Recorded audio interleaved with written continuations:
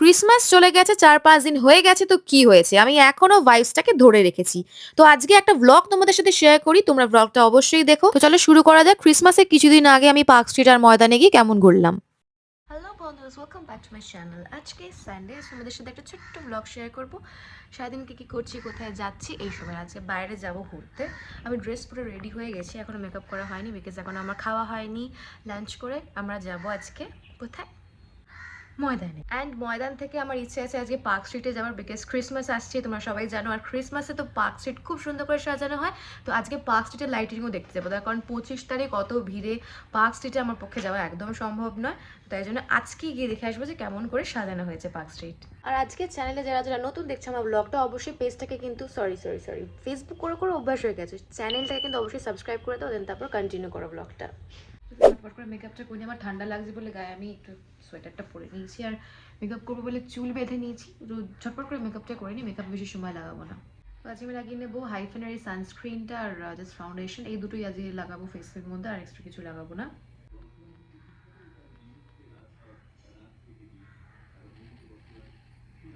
এইভাবেই নাকি সানস্ক্রিন লাগাতে হয়, আমার তো মনে হলো অনেকটা বেশি প্রোডাক্ট হয়ে গেছে স্কিনের মধ্যে। এক্সট্রাটা একটু এখানগুলো লাগিয়ে নেব। কত রকমের কত নিয়ম, সব নিয়ম কি আমরা মানি না। আর আমি তো একদমই নিয়ম মানি না। চলো এটাকে ভালো করে মুখে মেখে নিই। হাইফেনের এই সানস্ক্রিনটা ভীষণ হাইপ চারিদিকে, আর অ্যাজ ইউজুয়াল আমি অনেক বেশি নিয়ে ফেলেছি। ক্রিম মাখছি না ফেস প্যাক মাখছি বোঝা দেয়, বাট যেভাবেই হোক আমি এটাকে ঠিকই আমার স্কিনের মধ্যে ব্লেন্ড করিয়ে নেব।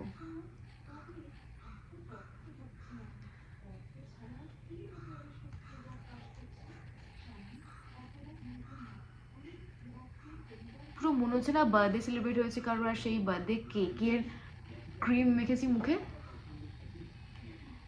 বাট যত বেশি সানস্ক্রিন মাখা ভালো, তবুও স্কিনটা ভালো থাকবে।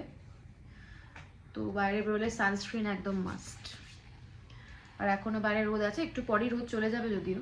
বাট যেহেতু ময়দানে যাচ্ছি তাই জন্য ময়দানে পুরো একদম সানসেটটা গায়ে এসেই পড়বে। হাইফেন বলে এটা নাকি গ্লাস গ্লো দেয়, সত্যি আমার তাই তো মনে হচ্ছে এটা একদম গ্লাস গ্লোই দিচ্ছে দেখতে পাচ্ছি। এটা কিন্তু কোনো প্রমোশন নয়, এটা আমি পার্সোনালি ইউজ করি হাইফেন। তবে হাইফেন ইউজ করে আমার একটা সমস্যা হয়েছিল, সেটা হচ্ছে যে হাইফেনের আমার সিরাম আছে এইটা, আরও একটাও আছে, এই দুটো সিরাম দেখাচ্ছি তোমাদেরকে। এই দুটো সিরাম আমি ইউজ করেছিলাম, এটা ভীষণ ভালো গ্লো দেয়। বাট সামহাও আমার ফেসে গ্লো তো এসছে, বাট এটা ইউজ করবার পর আমার ফেসে প্রচন্ড পিম্পল হয়ে গেছিল, ওই ভয়তে আমি এটা ইউজ করা ছেড়ে দিয়েছি। ওকে, বাট সানস্ক্রিনটা মাঝে মাঝে ইউজ করি, তো তোমরা ট্রাই করে দেখতে পারো। যদি কেউ সানস্ক্রিন মাখো, অবশ্যই সানস্ক্রিন সবাইকে মাখা উচিত। তো আমি চলে যাবো ফাউন্ডেশন। এই ফাউন্ডেশন ব্লেন্ডার, এই ফাউন্ডেশনটা হচ্ছে সুগারের S of face dewy foundation. আমার শেড নাম্বার হচ্ছে 27 ভিয়েনা। আমার এখন মনে হচ্ছে এটা থেকে আরেকটু লাইট শেড নিলে আমার ভালো হতো, বিকজ এই ফাউন্ডেশনটা অক্সিডাইজ হয়ে যায়, মানে লাগানোর পর একটু মানে কালচে হয়ে যায়। সো এই ফাউন্ডেশনটা যদি কেউ আমার ভিডিও দেখে অর্ডার করো, নিজের যা শেড সেটা থেকে এক শেড একটু লাইটার নিলে ভালো হয়। 2 পাম্প নিলাম।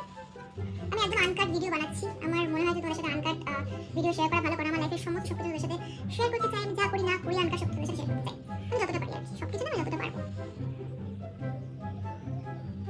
জাস্ট সানস্ক্রিনের উপরে ফাউন্ডেশন লাগিয়ে বেরোতে আমার ভীষণ ভালো লাগে, বিকজ ভীষণ সুন্দর গ্লো দেয়।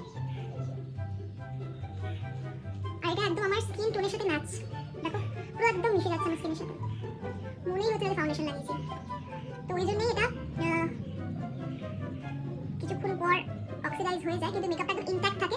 মেকআপটা একদম সেট রাখবার জন্য আমি কিছু প্রসেস তোমাদেরকে বলে দেবো, যারা যারা মানে মেয়েরা যারা আমার ভিডিও দেখছো এবং তাদের মেকআপ ইনট্যাক্ট থাকে না, তারা কিছু টিপস ফলো করতে পারো। মেকআপটা ইনট্যাক্ট রাখার জন্য ময়শ্চারাইজিং বা স্কিন প্রেপটা খুব ভালোভাবে করতে হয়। এমন না যে প্রচুর প্রোডাক্ট লাগাতে হবে বা এরকম কিছু। অ্যাকচুয়ালি গ্লো বেস যদি চাও, আমি যেমন আজকে গ্লো বেস চাইছি একটু, গ্লো বেস যদি চাও তাহলে পাউডারটাকে একটু অ্যাভয়েড করতে হবে। তবে আমার কাছে ম্যাকের স্টুডিও ফিক্সের একটা কম্প্যাক্ট কাম ফাউন্ডেশন রয়েছে, আমি তোমাদেরকে দেখাচ্ছি একটু পরে। ওটা লাগালে মানে ফার্স্টে মুখটা একটু ড্রাই লাগবে, তারপর আস্তে আস্তে দেখবে মুখের মধ্যে খুব সুন্দর একটা গ্লো দেয়। যারা যারা ম্যাকের প্রোডাক্ট ইউজ করে তারা জানবে। এর মধ্যে আমার মা এসে লাঞ্চ দিয়ে গেছে, লাঞ্চটা খেয়ে নিই। মেকআপ তো আমার মানে বেসটা ডান হয়ে গেছে, আর আইব্রোটা জাস্ট একটু ফিল আপ করে নেবো আর একটু লিপস্টিক লাগিয়ে নেবো, বিকজ আজকে অত সাজগুজের কোনো ব্যাপার নেই। একটু খেয়ে নিই, খাওয়া দাওয়াটাই একটু মেন ব্যাপার ইন দ্য সেন্স, কারণ মেকআপ করতে করতে খেতে খুব অসুবিধা হয়, মুখের মধ্যে একটু লেগে টেগে যায়, এটাই প্রবলেম। ঠিক আছে, আমি খেয়ে দিয়ে ফিরে আসছি আবার। আর হ্যাঁ, ফাউন্ডেশনের ভিডিওটা করতে করতে আমার ফোনে মেমোরি ফুল হয়ে গেছিলো বলে ওটা হাফ হয়ে বন্ধ হয়ে গেছে, তো আবার ঠিকঠাক করে আবার ফিরে এসেছি। Sorry for that. Oh my God!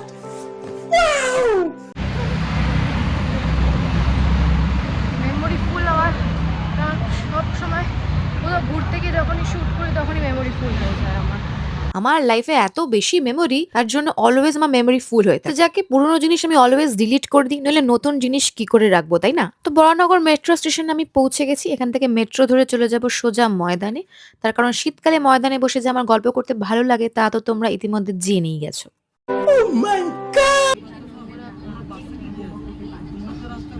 একটা গ্লোই মেকআপ করার পর সব মেয়েই বোধহয় বারবার মোবাইলে ক্যামেরা খুলে গ্লোটা চেক করে নেয়। আর ঠিক আমিও তাই করি। আর আমার ফেসটা কিন্তু অলওয়েজ খুব সুন্দর গ্লো করেও।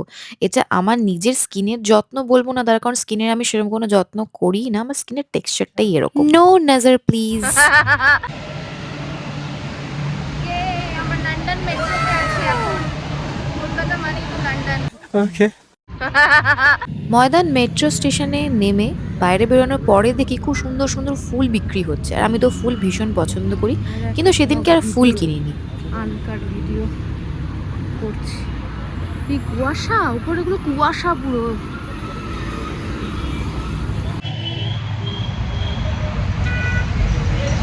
আমার বোলপুর জায়গা থেকে অনেকেই পরপর গেছে।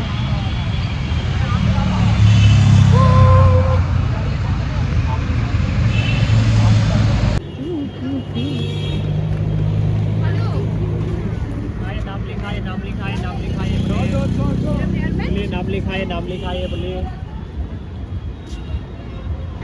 ইন্দ্রনীল গুহ।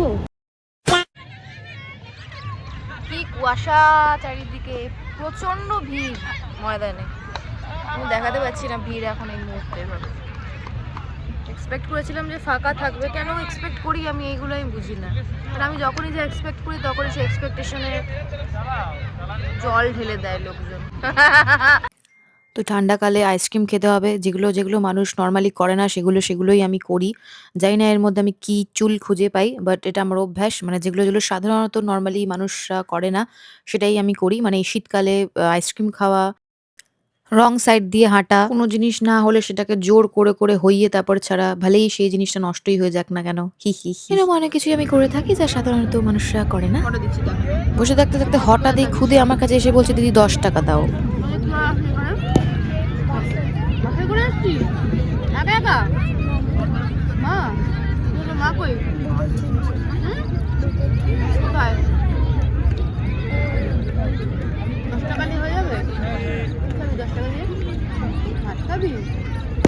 টাকাটা দেওয়ার সময় ইচ্ছে করে আমি মোবাইলে রেকর্ড করিনি। ওকে। বাইরে কোথাও আসলে এটা নিয়ে সব সময় বেরোতে হয়, কারণ কলকাতায় প্রচুর মশা। মাখার জায়গা নেই কোথাও, তাও একটু হাতে হাতে মেখে নিই, কারণ মাথার উপরে ভ্যান ভ্যান করে ঘুরছে কয়েকটা মশা। শেষ হয়ে গেছে, কারণ ওটা মাছ আমি রোজ মাখি। আমার বাড়িতে প্রচুর মশা, এত লোক থাকতেও তাদেরকে ধরে না, আমাকেই ধরে, যাই না কেন। আমার ব্লাড গ্রুপের জন্য বোধহয়। আমার ব্লাড গ্রুপ বি পজিটিভ। রচনা বলে দিলাম একটা।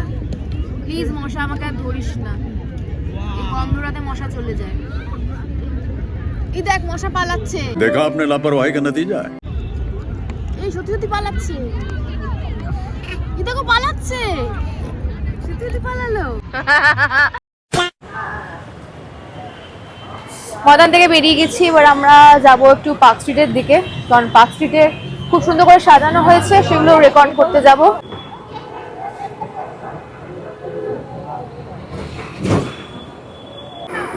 ময়দান থেকে হেঁটে হেঁটেই যাচ্ছি পার্ক স্ট্রিটে।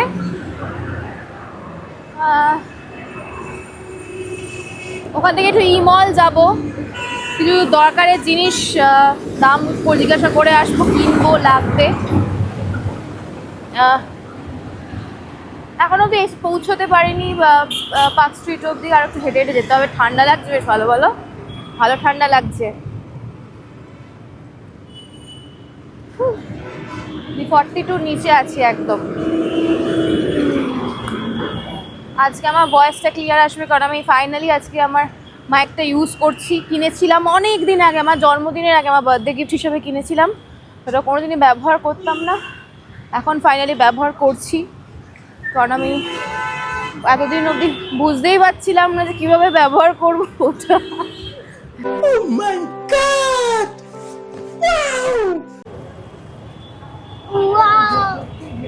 একটু ফাঁকায় ফাঁকায় পার্ক স্ট্রিটের লাইটিং দেখবো বলে এসছিলাম, কিন্তু এখানে এসেও দেখছি সাইডে এত ভিড়। অ্যাকচুয়ালি এত বড় হওয়ার পর আমি এখন রিয়েলাইজ করি যে ক্রিসমাসের দিন পার্ক স্ট্রিটে মানুষ কেন আসে। কিছু কিছু মানুষ আসে ডিনার করবার জন্য, কিছু কিছু মানুষ শুধুই হাঁটার জন্য আসে, শুধুই হাঁটবে। কলেজ লাইফে একবার আমি এসেছিলাম বন্ধু বান্ধবদের পাল্লায় পড়ে, ভিড়ে ঠেলাঠেলি খেয়ে হাঁটতে হাঁটতে আর জীবনে 25শে ডিসেম্বরের দিন কোনদিন পার্ক স্ট্রিট মুখ হয়নি। যাই এবার বাড়ি যাই। তো বাড়িতে এসে গেছি গাইজ। ফোনের মেমোরি ফুল হয়ে গেছিলো, ওই জন্য পুরো ব্লগটা কমপ্লিট করতে পারিনি। আজ এই ভিডিওটা যদি ভালো লেগে থাকে অবশ্যই একটা লাইক করে দিও, কমেন্ট করে জানিও কেমন লাগলো, আর চ্যানেলে নতুন হলে চ্যানেলটাকে সাবস্ক্রাইব করে দিও, নইলে কিন্তু এই খুব কষ্ট পাবে, সাথে আমিও। Okay guys, tata bye bye, see you guys on my next blog.